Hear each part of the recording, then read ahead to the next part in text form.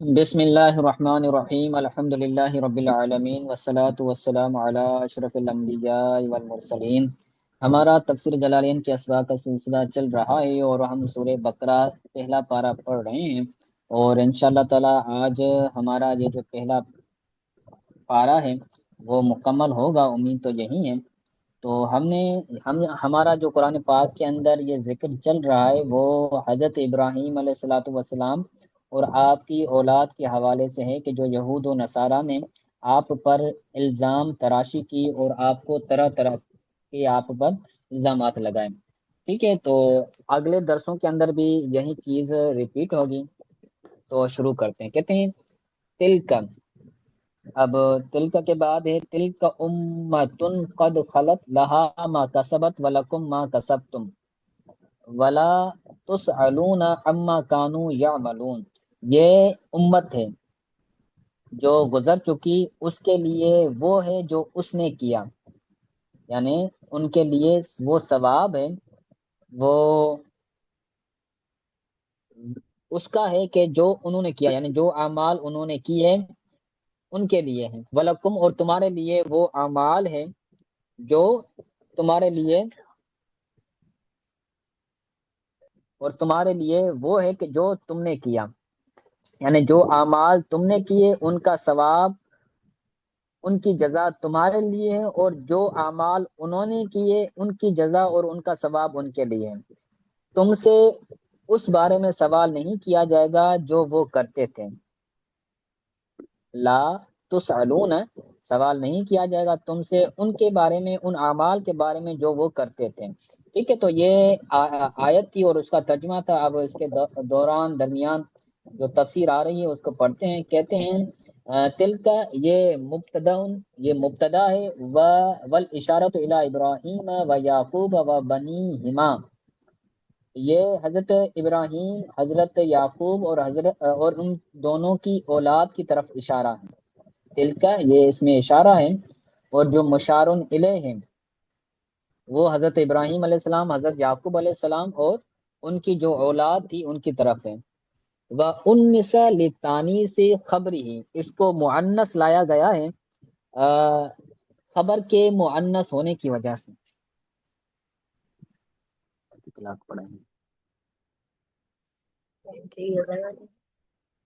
ٹھیک ہے، تو اس کو ذالک بھی لایا جا سکتا تھا، ذالک نہیں لایا گیا، تلک لایا گیا ہے، تو اس کی وجہ بیان کر رہے ہیں۔ انس لتانی سے خبر ہی، اس کی خبر کے مؤنث ہونے کی وجہ سے اس کو مؤنث لایا گیا ہے۔ تو اس کے اندر تین اغراض مفسر ہیں۔ مبتدا ان کے اندر غرض ہوگی ترکیب بیان کرنا، والاشارۃ الی ابراہیم، اس کے اندر غرض مفسر ہوگا مشار الیہ بیان کرنا، وانس للتانی سے خبری ہی، یہ معذوف اعتراض کا جواب ہو سکتا ہے کہ تلک کو مؤنث کیوں لایا گیا ہے۔ یہ اعتراض ہو سکتا ہے، سوال ہو سکتا ہے، تو محذوف سوال کا جواب کہہ لیں یا معذوف اعتراض کا جواب کہہ لیں۔ ٹھیک ہے، تو یہ غرض مفسر ہے۔ خلط کے بعد سلفت نکالا، سلفت کا مطلب ہے جو گزر چکی۔ غرض مفسر ہوگا آسان معنی بیان کرنا۔ کسبت من العمل، یعنی جو عمل انہوں نے کیا۔ کسبہ کا ویسے مطلب ہوتا ہے کمانا، کہ کمانے کے اندر ایک عمل ہوتا ہے، کام کاج ہوتا ہے جس کی بعد اس کی اجرت ملتی ہے۔ ٹھیک ہے، تو کسبت یہاں پر عمل کرنے کے مطابق ہوگی، جو اعمال انہوں نے کیے تو ان کا صلہ ان کو ملے گا۔ من العمل یعنی اعمال میں سے جو انہوں نے کیا۔ اے جزاؤہ استیناف، یعنی ان کی جزا ان کے لیے ہے۔ استیناف یعنی جدا ہے، جزاؤہ استیناف، استیناف کا مطلب ہوتا ہے جدا گانا۔ جیسے جملہ مستانفہ آتا ہے، تو جملہ مستانفہ اس کو کہتے ہیں کہ جس کا آگے پیچھے سے کوئی تعلق نہ ہو، وہ جدا گانا الگ سے جملہ ہو۔ ٹھیک ہے، تو جزاؤہ استیناف، ان کی جزا جدا گانا ہوگی۔ تو غرض مفسر ہوگا کسبت کے اندر، غرض مفسر ہوگا من العمل کے اندر غرض مفسر ہوگا مفعول بھی بیان کرنا۔ اور جزاؤہ استیناف ان کے اندر غرض مفسر ہوگا وضاحت کرنا، کیونکہ یہ اے کے ساتھ آتا ہے، جو بھی چیز اے کے ساتھ آئے اس کے بعد جو آتی ہے اس کے اندر وضاحت ہوتی ہے، آسان معنی بیان کرنی ہوتی ہے، یعنی آسان الفاظ میں اس آیت کی معنی بیان کرتے ہیں۔ وَلَكُمْ مَا كَسَبْتُمْ، تو لکم کے اندر کے بعد کہتے ہیں الخطاب للیہود، یہ خطاب یہودیوں کے لیے، تو غرض مفسر ہوگا کم ضمیر کا مرجع بیان کرنا۔ اب آیت کی معنی بیان کریں کہ کما لا یسألون عن عملکم، یعنی جس طرح ان سے تمہارے عمل کے بارے میں سوال نہیں کیا جائے گا، اسی طرح تم سے ان کے اعمال کے بارے میں سوال نہیں کیا جائے گا، تم سے تمہارے اعمال کے بارے میں سوال ہوگا اور ان سے ان کے اعمال کے بارے میں سوال ہوگا۔ ٹھیک ہے، تو اس کے اندر غرض مفسر ہوگا وضاحت کرنا۔ والجملۃ تاکید لما قبلھا، اور یہ جملہ تاکید ہے ما قبل کے لیے، یعنی ولا تسألون عما کانوا یعملون، یہ جو جملہ ہے یہ ما قبل کے لیے تاکید ہے، کہ کہا نا کہ لہا ما کسبت، اس امت کے لیے وہ ہے جو وہ کرے گی، اور تمہارے لیے وہ ہے جو تم نے کیا، تو یہ مؤکد ہے، اور اس کی تاکید ولا تسألون عما کانوا یعملون یہ والا جملہ ہے، تو اس کے اندر غرض مفسر ہوگا ترکیب بیان کرنا۔ آگے آیت بیان کہتے ہیں کونو ہودن او نصارا، قالو کونو ہودن او نصارا تہتدوا، انہوں نے کہا ہو جاؤ یہودی یا نصارا، انہوں نے کہا ہو جاؤ یہودی یا عیسائی ہو جاؤ، نصارا یہ عیسائیوں کو کہتے ہیں، تو کیا ہوگا تہتدوا، تو ہدایت پا جاؤ گے، یہودی ہوگے تو یہودیوں نے کہا یہودی ہو جاؤ تو ہدایت پاؤ گے، عیسائیوں نے کہا عیسائی ہو جاؤ تو تمہیں ہدایت ملے گی۔ تو ہودن او نصارہ کے درمیان جو او آیا ہے اس کے بارے میں کہتے ہیں او للتفصیل، یہ او تفصیل کے لیے ہے، یعنی وضاحت کے لیے ہے، غرض مفسر ہوگا او کی معنی بیان کرنا۔ وقائل الاول یہود المدینہ وثانی نصارى نجران، پہلے قول کا قائل مدینے کے یہودی تھے اور دوسرے قول کے قائل نجران کے نصارہ تھے، نجران کے عیسائی تھے، جنہوں نے کہا یہودی ہو جاؤ تو وہ مدینے کے یہودی تھے، اور جنہوں نے کہا عیسائی ہو جاؤ نصارہ ہو جاؤ تو وہ نجران کے نصارہ تھے، تو ہر کوئی اپنی مذہب کی طرف آنے کا کہہ رہا ہے، تو اس کے اندر غرض مفسر ہوگا قائل بیان کرنا، قول کا قائل بیان کرنا۔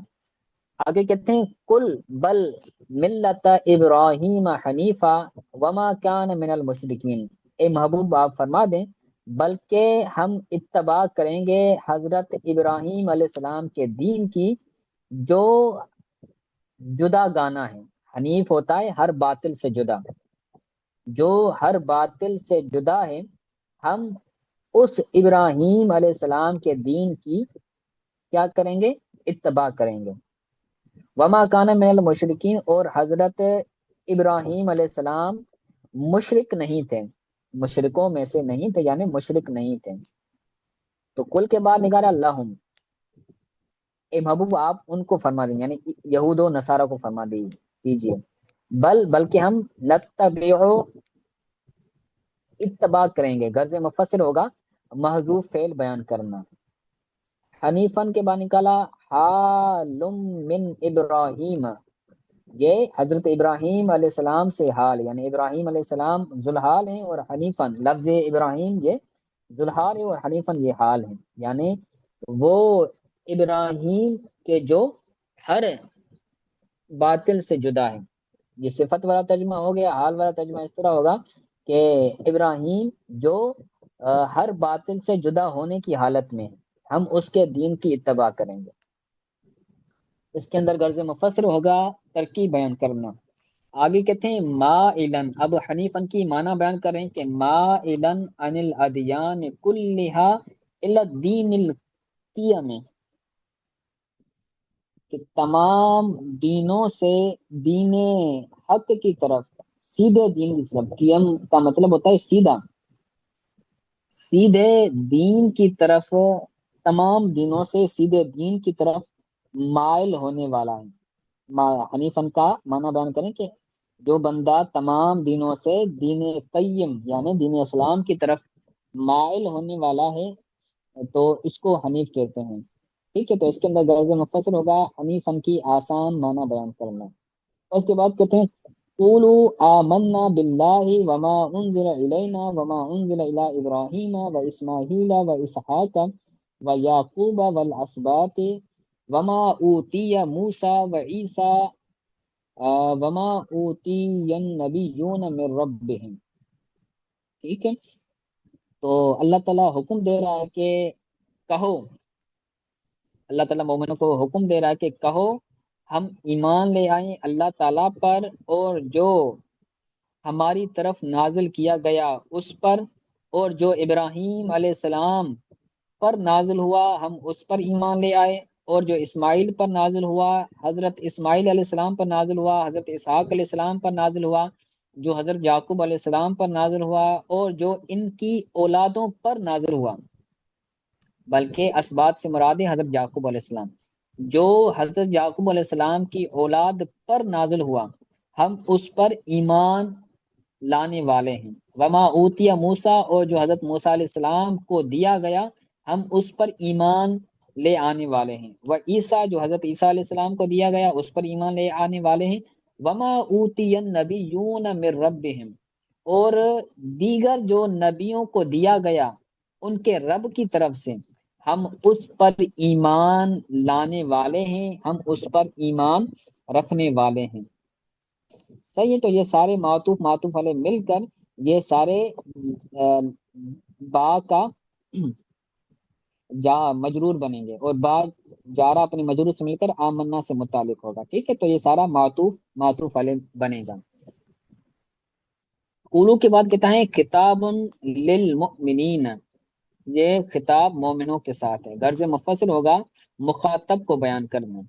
الینا من القرآن یعنی قرآن، غرض مفصل ہوگا من کو، من کی مراد کو بیان کرنا، ماں کی مراد کو بیان کرنا ہے نا۔ وما انزل الینا، جو ہماری طرف نازل کیا گیا، الینا کا ترجمہ کیا ہوگا؟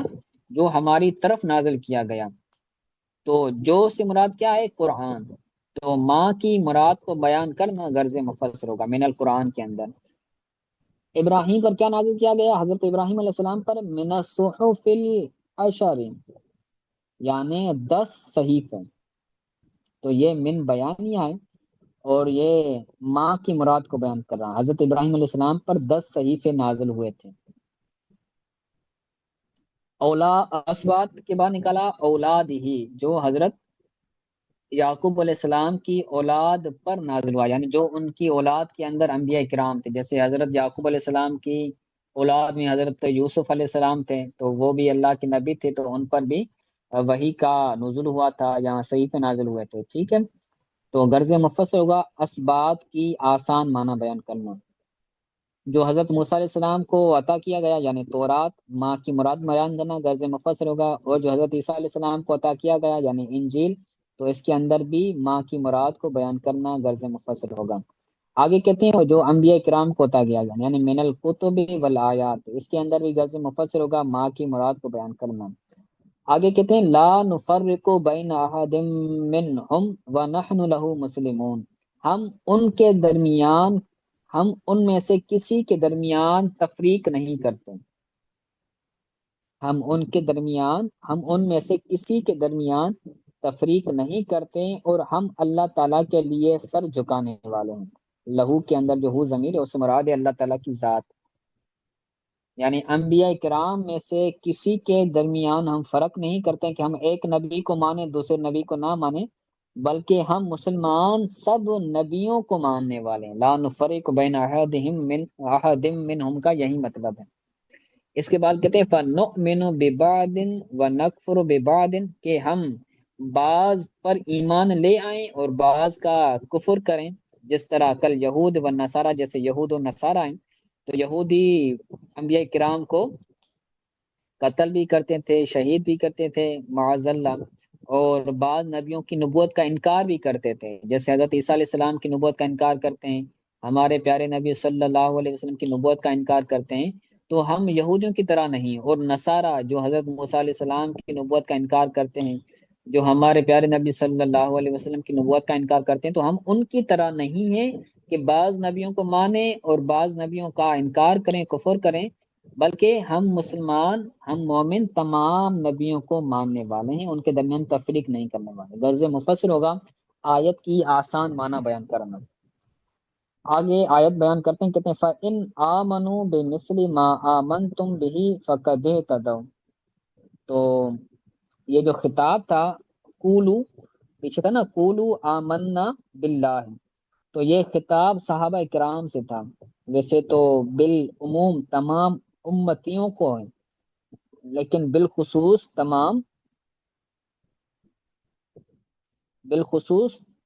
بالعموم تمام امتوں کو تمام امت کو ہے، اور بالخصوص صحابہ کرام کو ہے، کیونکہ اس دور کے اندر وحی کا نزول ہو رہا تھا۔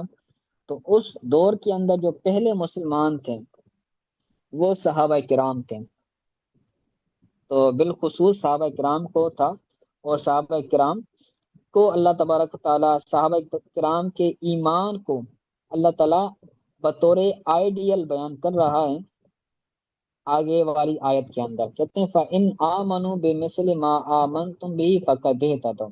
اگر وہ یہود و نصارہ ایمان لے آئیں، آمنو، اگر وہ یہود و نصارہ ایمان لے آئیں، بِمِثْلِ مَا آمَنْتُمْ بِهِ، اس کی مثل جیسے تم ایمان لے آئے۔ تو آمن تم کے اندر جو خطاب ہے اس سے مراد ہے صحابہ کرام، کہ جس طرح تم صحابہ کرام ایمان لے آئے ہو، اگر تمہارے ایمان کی طرح اگر وہ یہود و نصارہ ایمان لے آئے، ٹھیک ہے، تو یہ شرط ہے، فقد اہتدوا، تو وہ ہدایت پا جائیں گے۔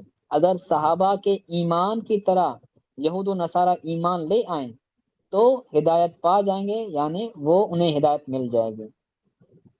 تو اس آیت کے اندر نبی کریم صلی اللہ علیہ وسلم کے صحابہ کرام کا مقام و مرتبہ بھی واضح ہوتا ہے کہ اللہ تبارک تعالیٰ نے حضور کے صحابہ کرام کے ایمان کو بطور آئیڈیل بیان کیا ہے کہ تم ان کی طرح ایمان لیا۔ فَإِن تَوَلَّوْا فَإِنَّمَا هُوَ فِي شِقَاقٍ، اگر وہ منہ پھیریں تو بہرحال وہ اختلاف میں ہیں۔ خلاف میں یعنی شقاق کا مطلب ہے اختلاف، جھگڑا، کسی کو جانتے ہوئے بھی اس کا انکار کرنا، اس کسی کے حق ہونے کے باوجود، جسے ہٹ درمی کہتے ہیں۔ تو شقاق کا مطلب ویسے تو خلاف ہے، اختلاف، جھگڑا کرنا، ٹھیک ہے، تو وہ اختلاف میں ہے، جھگڑے میں ہے۔ تو ان تولو یعنی عن الایمان بھی، یعنی اس پر ایمان لانے، یعنی جیسے جس پر تم ایمان لے آئے، جیسے تم ایمان لے آئے، اگر اس طرح ایمان لانے سے وہ منہ پھیریں تو وہ شقاق میں ہے، یعنی اختلاف میں ہے۔ غرض مفسر ہوگا مفعول بہ کو بیان کرنا۔ تولو یعنی منہ پھیرو، منہ پھیریں، کس چیز سے منہ پھیریں، تو اس چیز کو بیان کیا، تو گویا کہ یہ مفعول بہ ہے۔ خلاف معکم یعنی تم سے جھگڑے میں ہے، خلاف کا مطلب ہے جھگڑا، اختلاف۔ تو اس کے اندر غرض مفسر ہوگا آسان معنی بیان کرنا۔ آگے کہتے ہیں فَسَيَكْفِيكَهُمُ اللَّهُ وَهُوَ السَّمِيعُ الْعَلِيمُ، تو اللہ تعالیٰ آپ کو ان کی طرف سے کافی ہے، اللہ تعالیٰ آپ کے لیے ان کی لیے کافی ہے۔ اس کے اندر کاف ضمیر خطاب کا ہے، فَسَيَكْفِي یہ تو فعل ہے،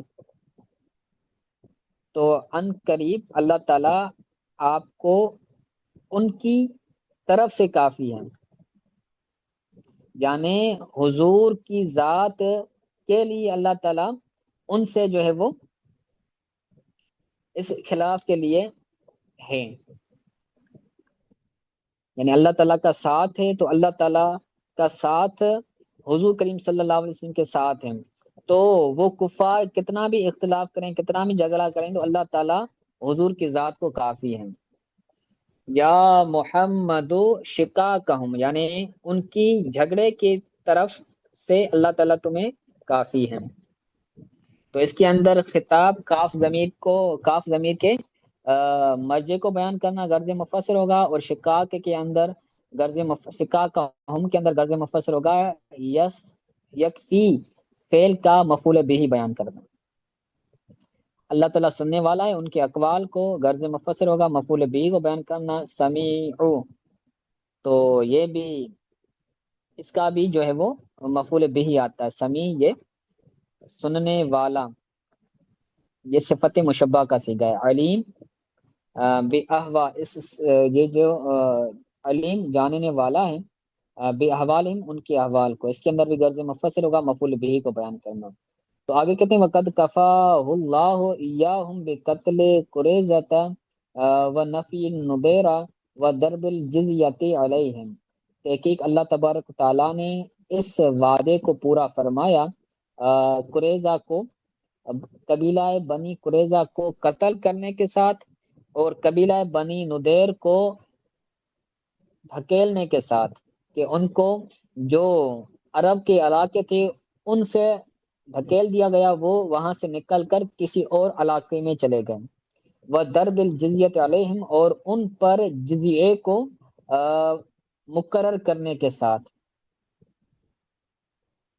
ان پر جزیے کو مقرر کرنے کے ساتھ، اور قبیلہ نذیر کو دھکیلنے کے ساتھ، اور قبیلہ بنی قریظہ کو قتل کرنے کے ساتھ اللہ تبارک تعالیٰ نے اپنے وعدے کو پورا فرمایا، کہ اللہ تعالیٰ نے فرمایا کہ یا رسول اللہ میں آپ کے لیے کافی ہوں۔ تو اللہ تعالیٰ نے ان کو جو ہے وہ عذاب کے اندر مبتلا کر دیا، اور ان پر ذلت و رسوائی کو مقرر کر دیا۔ ٹھیک ہے، آگے کہتے ہیں سبقت اللہ اللہ کا رنگ، سبغہ بولتے ہیں اللہ کا رنگ۔ اس کی تفسیر پڑھتے ہیں، کہتے ہیں سبغت اللہ یہ مصدر مؤکد لآمنا، یہ آمنا کے لیے مصدر مؤکد ہے، پیچھے گزرا تھا نا آمنا، تو اس کی تاکید بیان کرنے والا ہے۔ مؤکد کا مطلب ہوتا ہے تاکید بیان کرنے والا، تو یہ مصدر مؤکد ہے لآمنا فعل کے لیے، غرض مفسر ہوگا جو ہے وہ ترکیب بیان کرنا۔ وَنَصْبُهُ بِفعل مقدر، اور اس کو نصب ہے فعل مقدر کے ساتھ، یعنی اصل میں تھا سبغنا اللہ، یعنی اللہ نے ہمیں رنگ دیا، سبغنا اللہ اللہ نے ہمیں رنگ دیا اپنے رنگ سے۔ تو یہ محذوف فعل کی وجہ سے اس پر نصب ہے، سبغت پر جو نصب ہے یہ محذوف فعل کی وجہ سے، یعنی یہ بنے گا پھر مفعول مطلق اس فعل کا۔ اب اس سے کیا مراد، اس کے اندر غرض مفسر ہوگا اعراب بیان کرنا۔ آگے کہتے ہیں والمراد بها دینہ الذی فطر الناس علیہ لظہور اثرہ علی صاحبہ۔ رنگ سے مراد کیا ہے، کہتے ہیں رنگ سے مراد اللہ کا ایسا دین ہے، دین ہو کے اندر جو دین ہو ضمیر اس سے مراد اللہ تعالیٰ کی ذات، اللہ تعالیٰ کا وہ دین ہے کہ جس پر لوگوں کی فطرت کو رکھا گیا، یعنی جس دین پر لوگوں کی فطرت کو رکھا گیا اس سے وہ دین مراد ہے۔ اب دین کو رنگ سے تعبیر کیوں کیا گیا، رنگ سے مراد دین ہے، تو دین اور رنگ ان دونوں کے اندر کیا مطابقت ہے، کہتے ہیں لظہور اثرہ علی صاحبہ، اس دین کو قبول کرنے والے پر دین کا اثر ظاہر ہونے کی وجہ سے، کہ جو بندہ دین اسلام کو قبول کرتا ہے تو دین اسلام پر دین اسلام کے جو اثرات ہیں وہ ظاہر ہوتے ہیں، کہ اگر کوئی بندہ مسلمان ہے، حضور کا امتی ہے، تو داڑھی بھی رکھے گا، ختنہ بھی کروائے گا، اور جو ہے وہ جو ناخن کاٹے گا، منہ زیر ناف کاٹے گا، تو جو چیزیں فطرت کے اندر داخل ہیں، جو چیزیں دین کے اندر شامل ہیں، تو جیسے ہی وہ بندہ دین کو قبول کرے گا تو وہ تمام چیزیں دین کے جو اثرات ہیں اس پر ظاہر ہوگا۔ تو جس طرح دین اسلام کے اثرات دین کو قبول کرنے والے پر ظاہر ہوتے ہیں، اسی طرح جو رنگ ہوتا ہے وہ بھی کپڑے پر اس کے اثرات داخل ہوتے ہیں، کصبغ فی الثوب، جیسے رنگ کا کپڑوں میں ہوگا۔ اگر کوئی رنگ کپڑوں پر لگ جائے تو اس رنگ کے اثرات کپڑے پر ہوتے ہیں، اسی طرح جو دین ہوتا ہے اس کو قبول کرنے والا بھی اس دین پر اس دین کے اثرات ہوتے ہیں۔ آگے کہتے ہیں وَمَنْ أَحْسَنُ مِنَ اللَّهِ صِبْغَةً وَنَحْنُ لَهُ عَابِدُونَ، اور کون ہے اللہ تعالیٰ سے رنگ میں سب سے زیادہ بہتر، اور ہم اس کے لیے سر جھکانے والے ہیں۔ من کے بعد نکالا لا احد، یعنی کوئی نہیں ہے۔ غرض مفسر ہوگا من کی معنی بیان کرنا کہ یہ من استفہام انکاری ہے۔ صبغتاً کی کا اعراب بیان کیا کہ یہ تمیز ہے۔ غرض مفسر ہوگا ترکیب بیان کرنا۔ تو اب یہ آیت پوری اب آگے والی جو آیت آ رہی ہے اس کا شان نزول بیان کریں کہ قال الیہود للمسلمین نحن اہل الکتاب الاول وقبلتنا اقدم، یہودیوں نے مسلمانوں کو کہا کہ ہم پہلے اہل کتاب ہیں، وقبلتنا اقدم، اور ہمارا قبلہ مقدم ہے، یعنی پہلے ہمارا قبلہ ہے پھر تمہارا قبلہ ہے۔ وَلَمْ يَكُنِ الْأَنْبِيَاءُ مِنَ الْعَرَبِ، اور انبیاء عربوں میں سے نہیں تھے، جتنے بھی انبیاء آئے وہ بنی اسرائیل میں سے تھے، کوئی بھی عرب کے اندر نبی نہیں آیا۔ تو وَلَوْ كَانَ مُحَمَّدٌ نَبِيٌّا لَكَانَ مِنَّا، تو اگر محمد صلی اللہ علیہ وسلم نبی ہوتے تو وہ ہم میں سے ہوتے، یعنی بنی اسرائیل میں آتے، حضرت یعقوب علیہ السلام کی اولاد میں سے ہوتے، وہ حضرت اسماعیل علیہ السلام کی اولاد میں سے نہ ہوتے۔ تو اس کے اندر غرض مفسر ہوگا فنزل، تو یہ آیت نازل ہوئی۔ غرض مفسر ہوگا شان نزول بیان کرنا۔ آیت کون سی کہتے ہیں؟ قل اتحاجوننا فی اللہ وهو ربنا وربکم ولنا اعمالنا ولکم اعمالکم، اے محبوب آپ فرما دیجئے کہ کیا تم ہم سے لڑتے ہو کہ اللہ تعالیٰ کے بارے میں، حالانکہ وہ ہمارا اور تمہارا رب ہے، وَلَنَا أَعْمَالُنَا وَلَكُمْ أَعْمَالُكُمْ، اور ہمارے لیے ہمارے اعمال ہیں، تمہارے لیے تمہارے اعمال ہیں، وَنَحْنُ لَهُ مُخْلِصُونَ، اور ہم اسی کے لیے مخلص ہیں، یعنی ہم اسی کے لیے اپنے اعمال کرنے والے ہیں۔ تو کل کے بعد نکالا لہم، یعنی آپ ان کو کہہ دیجئے، اتحاجون کے بعد نکالا تخاصموننا، کیا تم ہم سے جگڑتے ہو۔ غرض مفسر ہوگا آسان معنی بیان کرنا، فی اللہ اللہ تعالیٰ کے بارے میں ڈرتے ہو، یعنی ان اصطفیٰ نبی من العرب، کہ اللہ تعالیٰ نے عرب سے نبی کو چن لیا، اس وجہ سے تم اللہ تعالیٰ کے بارے میں ہم سے جگڑ رہے ہو، لڑ رہے ہو۔ جی اس کے اندر غرض مفسر ہوگا مفعول بہ بیان کرنا۔ اس کے بعد کہتے ہیں وَهُوَ رَبُّنَا وَرَبُّكُمْ، حالانکہ وہ ہمارا اور تمہارا رب ہے۔ تو اس کے بعد کہا فَلَهُ أَن يَصْطَفَىٰ مِنْ عِبَادِهِ مَن يَشَاءُ، تو اس کے لیے اختیار ہے کہ وہ اپنے بندوں میں سے جسے چاہے چن لیں، یعنی نبوت کے لیے وہ جسے چاہے چن لے، وہ رب ہے، رب کے لیے یہ اختیار ہے۔ وَلَنَا أَعْمَالُنَا کے بعد کہتے ہیں وَنُجَازِي بِهَا، یعنی ہمارے لیے ہمارے اعمال ہیں، یعنی ہمیں ان کی جزا دی جائے گی۔ وَلَكُمْ أَعْمَالُكُمْ، اور تمہارے لیے تمہاری اعمال ہیں۔ تو اس کے بعد کہتے ہیں تُجَازَوْنَ بِهَا، تو تمہیں تمہاری اعمال کی جزا دی جائے گی۔ ان دونوں کے اندر غرض مفسر ہوگا وضاحت کرنا۔ فَلَا يَبْعَدُ أَن يَكُونَ فِي أَعْمَالِنَا مَا نَسْتَحِقُّ بِهِ الْإِكْرَامَ، تو بعید نہیں ہے کہ ہمارے اعمال میں کوئی ایسی چیز ہو، کوئی ایسا عمل ہو کہ جس کے ذریعے ہم اکرام کے، عزت کے کیا ہوں، مستحق ہوں۔ تو تمہارے لیے تمہارے اعمال ہیں، ہمارے لیے ہمارے اعمال ہیں، تو تمہیں تمہارے اعمال کی جزا دی جائے گی، ہمیں ہمارے اعمال کی جزا دی جائے گی۔ اور چونکہ ہم مخلص دین ہیں، اللہ کے لیے ہم دین کو مخلص کرنے والے ہیں، اخلاص کرنے والے ہیں، تو ہم اس چیز کے مستحق ہیں کہ ہمیں عزت دی جائے۔ صحیح ہے۔ وَنَحْنُ لَهُ مُخْلِصُونَ، اور ہم اس کے لیے مخلص ہیں، یعنی الدین والعمل دونکم، نہ کہ تم، ہم دین اور اپنے اعمال کو اللہ تعالیٰ کے لیے خاص کرنے والے ہیں، ہم دین اور عمل کو اللہ تعالیٰ کے لیے خاص کرنے والے ہیں۔ دونکم نہ کہ تم، غرض مفسر ہوگا مفعول بہ کو بیان کرنا۔ فنحن اولا بالاصطفاء، تو ہم چننے کے زیادہ لائق ہیں، یعنی ہم اللہ تعالیٰ کے چنے ہوئے بندے ہیں تو ہم اس کے زیادہ چنے ہوئے ہونے کے زیادہ لائق ہیں، کیونکہ ہم دین کو اور عمل کو اس کے لیے خاص کرنے والے ہیں۔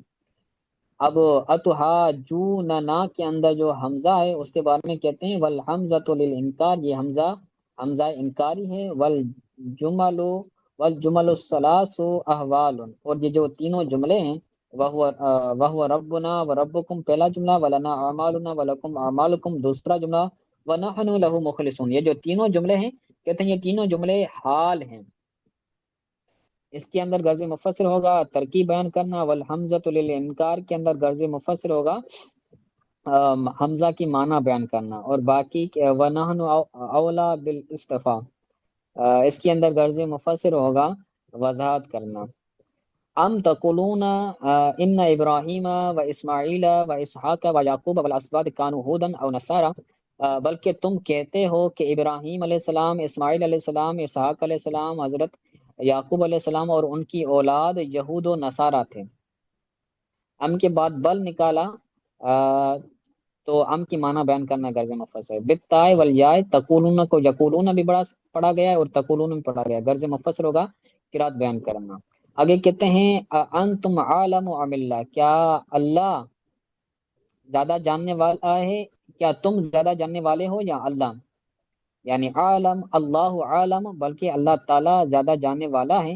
قد برأ منہما ابراہیم بقولہ، تحقیق اللہ تعالیٰ نے ان دونوں سے براعت فرمائی حضرت ابراہیم علیہ السلام کی، کہ حضرت ابراہیم علیہ السلام ان دونوں سے بری ہیں، کن دونوں سے؟ یہود و نصارہ سے، ہما ضمیر سے مراد ہے یہود و نصارہ، یہود و نصارہ سے حضرت ابراہیم علیہ السلام بری ہیں۔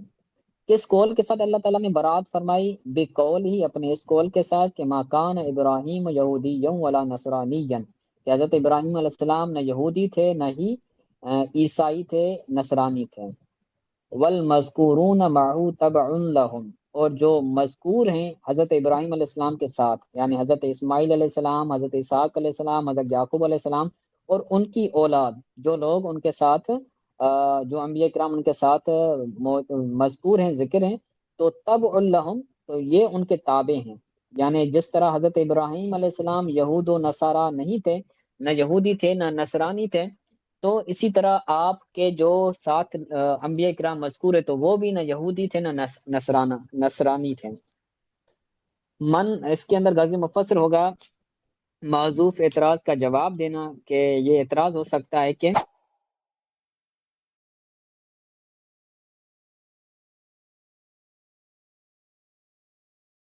اس کے بعد کہتے ہیں وَمَنْ أَظْلَمُ مِمَّنْ كَتَمَ شَهَادَةً عِنْدَهُ مِنَ اللَّهِ وَمَا اللَّهُ بِغَافِلٍ عَمَّا تَعْمَلُونَ، اور اس سے بڑا ظالم کون ہے جو اللہ تعالیٰ کی طرف سے اس کے پاس گواہی ہے اس کو چھپائے، جو ایسی گواہی کو چھپائے جو اس کے پاس اللہ کی طرف سے ہے، اور اللہ تعالیٰ غافل نہیں ہے اس سے جو تم کرتے ہو۔ قتم کے بعد نکالا اخفا من الناس، یعنی جو لوگوں سے چھپاتا ہے، غرض مفسر ہوگا آسان معنی بیان کرنا۔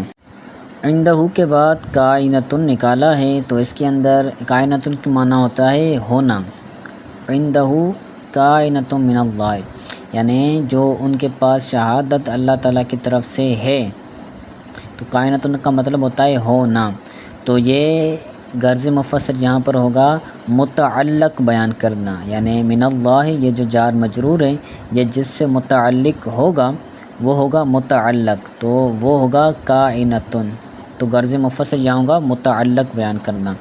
اس کے بعد کہتے ہیں لا احد اظلم منہ، یعنی اس شخص سے بڑھ کر کوئی بھی ظالم نہیں، یعنی سب سے بڑا ظالم وہ بندہ ہے کہ اللہ تعالیٰ کی طرف سے اس کے پاس شہادت ہو، گواہی ہو، لیکن وہ اس سے چھپائے، تو چھپانے والا وہ سب سے بڑا ظالم ہے، اس سے بڑھ کر کوئی بھی ظالم نہیں ہے۔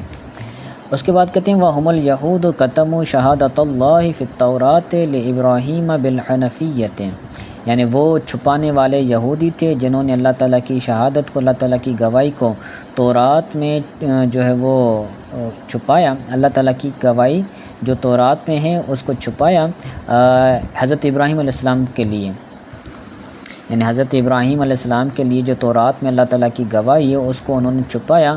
وہ گواہی کیا تھی؟ بالحنفیت، کہ وہ حنفی ہیں، اور اس عبارت کے اوپر بالحنفیت جو لفظ ہے اس کے اوپر لکھا ہے ولی محمد بالرسالت، یعنی تورات کے اندر جو اللہ تبارک و تعالیٰ کی گواہی نبی کریم صلی اللہ علیہ وسلم کے رسول ہونے کے حوالے سے تھی کہ محمد صلی اللہ علیہ وسلم اللہ کے رسول ہیں، اس گواہی کو بھی انہوں نے چھپایا۔ تو دو گواہیاں تھیں، ان دونوں گواہیوں کو انہوں نے چھپایا، اس کے علاوہ دوسرے احکام بھی تھے۔ آگے کہتے ہیں وَمَا اللَّهُ بِغَافِلٍ عَمَّا تَعْمَلُونَ، اللہ غافل نہیں ہے جو تم کرتے ہو اس سے۔ تحدید لہم، یہ ان کے لیے تہدید ہے۔ تہدید کا مطلب ہوتا ہے ڈانٹ ڈپٹ، یعنی ان کو دھمکانا، یہ مقصد ہے۔ تو غرض مفسر ہوگا وضاحت کرنا۔ اس کے بعد آخری آیت ہے، اور یہ وہ آیت ہے کہ جو پہلے گزر چکی ہے۔ کہتے ہیں تلک امۃ قد خلت لہا ما کسبت ولکم ما کسبتم ولا تسألون عما کانوا یعملون۔ یہ امت ہے کہ جو گزر چکی، اس کے لیے وہ ہے جو اس نے کمایا، اور تمہارے لیے وہ ہے کہ جو تم نے کمایا، اور تم سے ان کے بارے میں سوال نہیں کیا جائے گا، تم سے اس بارے میں سوال نہیں کیا جائے گا کہ جو وہ کرتے تھے۔ ٹھیک ہے، تو کہتے ہیں تقدم مثلہ، اس آیت کے مثل پیچھے گزرا ہے۔ تو الحمدللہ ہمارا یہ پہلا پارہ پورا ہوا۔ انشاءاللہ تعالیٰ پھر جو ہمارا تفسیر جلالین کا اگلا درس ہوگا اس کے اندر ہم تفسیر جلالین کے تحت قرآن پاک کا دوسرا پارہ پڑھیں گے۔ ٹھیک ہے، تقبل اللہ منا و منکم۔